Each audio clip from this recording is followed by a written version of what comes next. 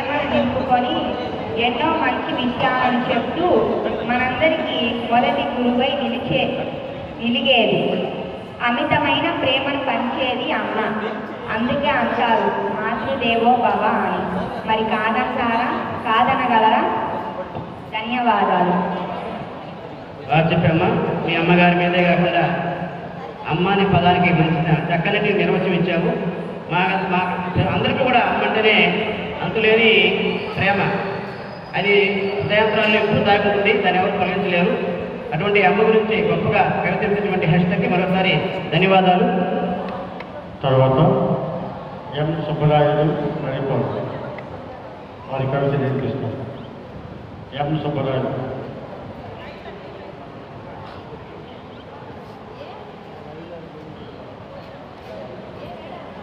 సభాయి నమ. ఫస్ట్ అమ్మ కోసం తెలుగు వెలుగు, తెలుగుతోనే కష్టాలు కలుగు తొలుగు, అందరిలో ఆనందం కలుగు, తెలుగు వాడు ప్రపంచంలో ఎక్కడైనా అందరిలో మెలుగు. సుబ్బరాయుడు మరిపాడు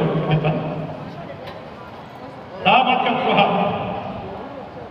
దాపత్య స్పృహ అంటే కళ్ళున్న చూడని కుటుంబం కాదు, నీ ఎదురుగా అన్యాయం జరిగితే ఆగిపోవడం కాదు. సమాజం అంటే గుడికి పోయి బొట్టు పెట్టి గుండిలో డబ్బులు వేసి పచ్చి కొబ్బరి తింటూ కాదు. గట్ల మీద అయ్యో నోటి మీద అన్నం ఆకలిస్తే వాళ్ళు సగం చేయటం సామాజిక స్పృహ. సమస్పృహ అంటే జనాన్ని ముక్కులుగా చేయడం కాదు, జనాన్ని చైతన్యం చేస్తూ మూఢనమ్మకాలను చంపి సమాజ్ చేసి అందరినీ చైతన్యం చేయడం సామాజిక స్పృహ.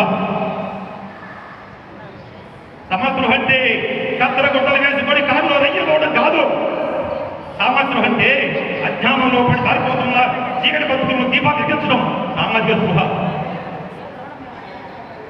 సమస్పృహ అంటే బస్టాండ్లో బజార్లో కాలేజీ అమ్మాయిని రైపట్టం కాదు.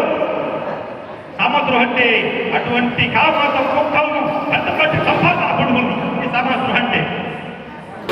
జై హింద్. సుబ్బరాయుడు గారు అంకబాబు. ఇంతటితో మా బాలకవుల సమ్మేళనం సమ్మేళనం ముగిసింది. ఈ అవకాశం ఇచ్చినటువంటి పినాకిని సర్వీస్ అసోసియేషన్ అధ్యక్షులు మురళీమోహన్ గారికి మాకు పెద్దగా కృతజ్ఞతలు తెలియజేస్తున్నాం.